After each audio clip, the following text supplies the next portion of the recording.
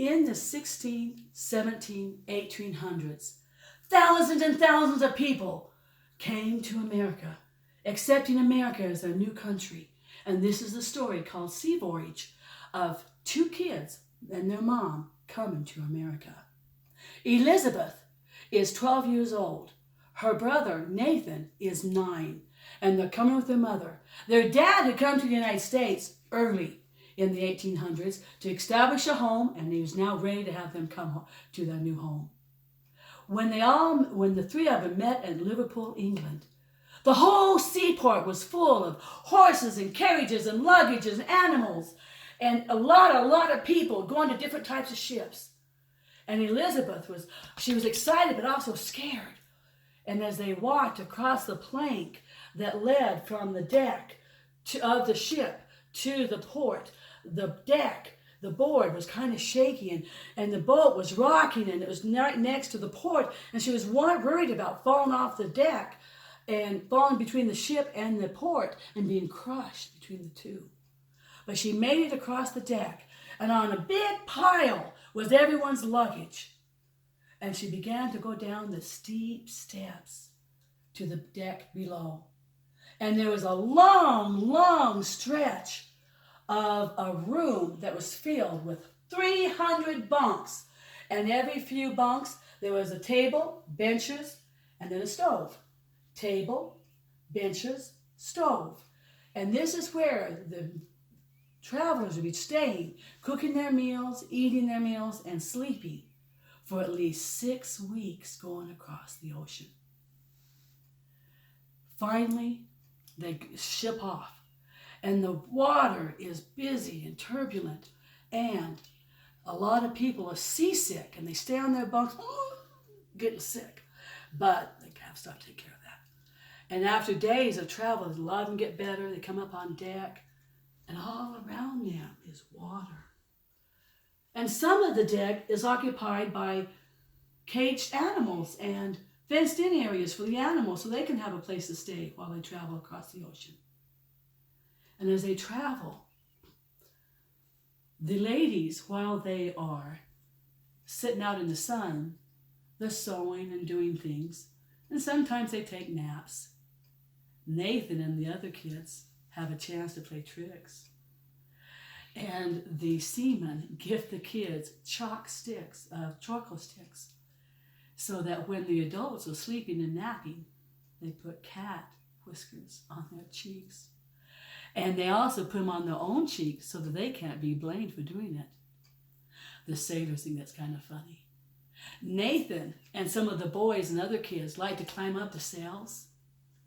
And as they climb up the sails, the sailors will wrap the sails around the kids and capture them like a cocoon. But Nathan knows what they're going to do, and he goes up higher into the sails. And the ship is rocking, and it's more enhanced clear up in the sails, so that as the ship bobs and twists, he can feel the rhythm of the ocean. Now he knows that once he comes down from the sailors are going to capture him in the sails. So what can he do to escape their trick? He sees clear at the end of the sail a rope, and he decides to grab that rope and slide all the way down to the deck below. He grabs the rope and doesn't realize till too late that it's covered with tar to protect the rope from the weather. And he slides down the rope, and his whole body is covered with tar. There's a couple of yards at the bottom, but he lets go of the rope, and kaplunk, he lands on the deck.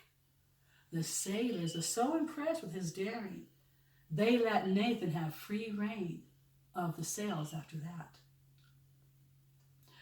It is very scary on the ship when a lot of people that were sick originally with seasickness are still sick, and some of them actually die. And so they have to actually, to bury those, they have to bury them at sea. So they wrap him up in some old sail, put him on a board, and have that board resting on the rim of the ship. They have the funeral, and then they tip the board, and the body goes whoop,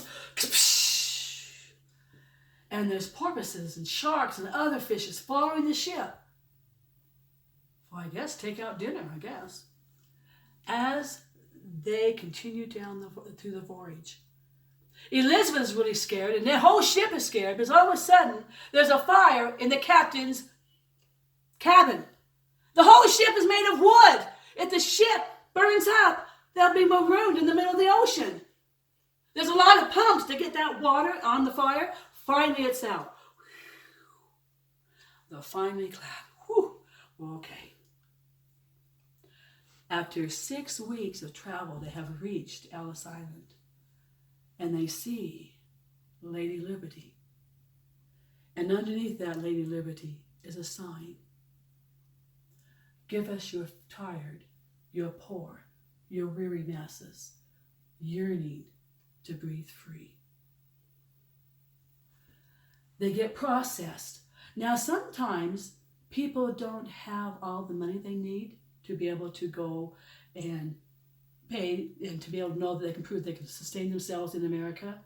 So sometimes they'll kind of loan each other money to the person in the front of the line so they can show the appropriate money, and then they pass the money back so the next person can go through. So they all kind of work together.